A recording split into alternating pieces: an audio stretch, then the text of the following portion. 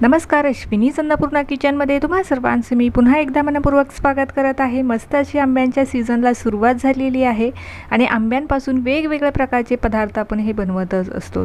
तर अशीच एक आंब्यापासून आज मस्त अशी रेसिपी आपण पाहणार आहोत, मँगो मावा बर्फीची रेसिपी। आणि मुख्य म्हटलं तर ह्या रेसिपीमध्ये आपण कुठलाही खवा मावा न वापरता ही जी बर्फी आहे अगदी मावा बर्फीच्या टेस्टची यामध्ये एक खास पदार्थ वापरून तयार करणार आहोत। त्यामुळे आजचा हा व्हिडिओ कुठेही स्किप न करता अगदी शेवटपर्यंत नक्की पहा। रेसिपी अगदी साधी आणि सोपी आहे, त्यामुळे तुम्हाला नक्कीच आवडणार आहे।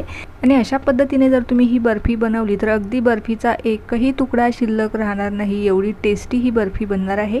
चला तर मग रेसिपीला सुरुवात करूया। रेसिपीला सुरुवात करण्यापूर्वी तुम्हा सर्वांना माझे एक निवेदन आहे, तुम्ही जर माझ्या चॅनलवरती नवीन असाल आणि चॅनलला अजून माझ्या सबस्क्राइब केले नसेल तर सबस्क्राइब करा। व्हिडिओ तुम्हाला जराही आवडला व्हिडिओला सुद्धा लाईक नक्की करा।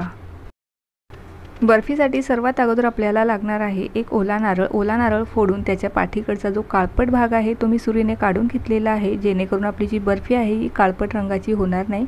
आता मिक्सरच्या भांड्यामध्ये थोडे थोडे करून अशा पद्धतीने आपल्याला क्रश करून घ्यायचं आहे। तुम्ही खोवून घेतला तरीही चालेल। आता इथे मी ओला नारळ वापरलेला आहे। जर तुम्हाला ओला नारळ वापरायचा नसेल तर तुम्ही डेसिकेटेड कोकोनट सुद्धा वापरू शकता।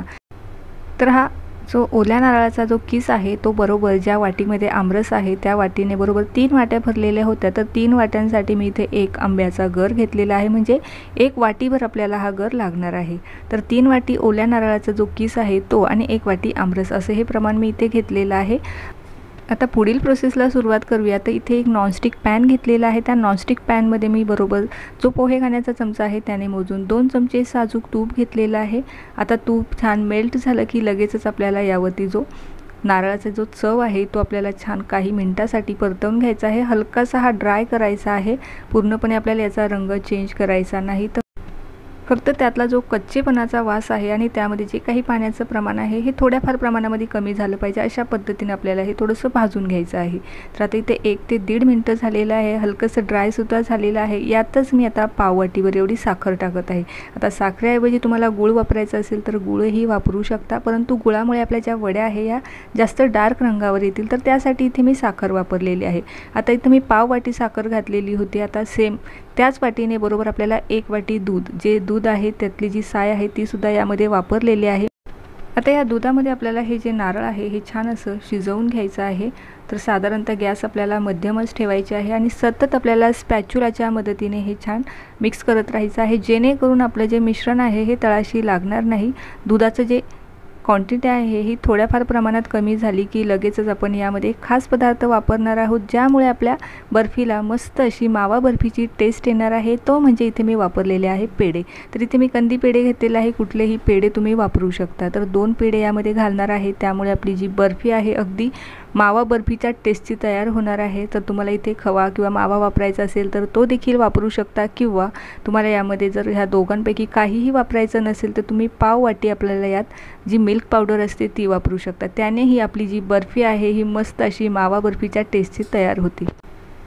तर इथे तुम्ही पाहू शकता मिश्रण काहीसं कोरडं झालेलं आहे, दूध आटलेलं आहे। आता या स्टेजला आपल्याला घालायचा आहे जो आपण तयार करून घेतलेला आंब्याचा पल्प आहे तो टाकून घ्यायचा आहे। तर ह्या मी 1 वाटीभर एवढा आंब्याचा पल्प टाकलेला आहे, यापेक्षा जास्त वापरू नका, नाही तर आपली जी आंबा बर्फी आहे ही जास्त पातळ होईल आणि त्याच्या ज्या वड्या आहे या व्यवस्थित होणार नाही। त्यासाठी जे दिलेलं प्रमाण आहे ते अगदी योग्य आहे।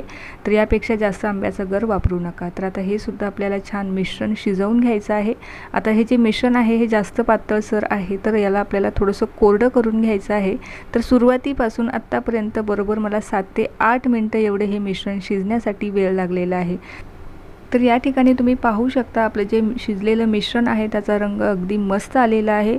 पूर्णपणे आंब्याचा जो कलर आहे तो ह्या मिश्रणाला आलेला आहे। यामध्ये आपण कुठलाही बाहेरचा फूड कलर वगैरे यूज केलेला नाही आणि जे मिश्रण आहे हे काहीसं अशा पद्धतीचं तयार झालेलं आहे। तेलसुद्धा साईडने सुटलेलं आहे आणि कोरडं देखील झालेलं आहे। आता गॅस बंद करून घेऊया आणि एखाद्या ताटामध्ये किंवा तुमच्याकडे कुठला केकचा टीन वगैरे असेल तर त्यामध्ये तुम्ही हे सेट होण्यासाठी ठेवू शकता। त्याला तुपाने छान ग्रीस करून घ्यायचं आणि पटापट हे मिश्रण आपल्याला त्यामध्ये सेट होण्यासाठी ठेवायचं आहे।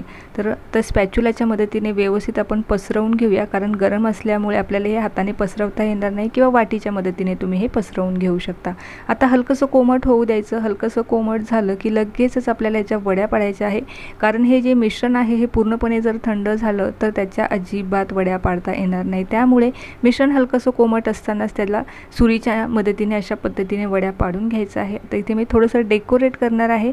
तर माझ्याकडे जो चांदीचा वर्क आहे तो यावरतून मी लावून घेतलेला आहे। तुम्ही ड्रायफ्रूटने गार्निश करू शकता किंवा नाही केलं तरीही काहीच हरकत नाही।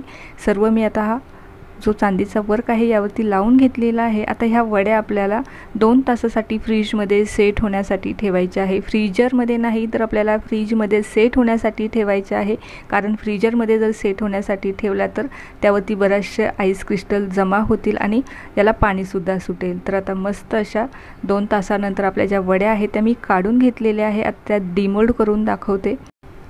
तर वड्याही अगदी मस्त अशा निघालेल्या आहेत। तुम्ही हव्या त्या आकारामध्ये ह्या वड्या कट करून घेऊ शकता। डायमंड शेपमध्ये कट केल्या तरीही चालेल किंवा अशा पद्धतीने काढल्या तरी चालेल। तर मस्त अशा आपल्या आंब्याच्या ज्या वड्या आहे मावा बर्फीच्या त्या तयार झालेल्या आहे।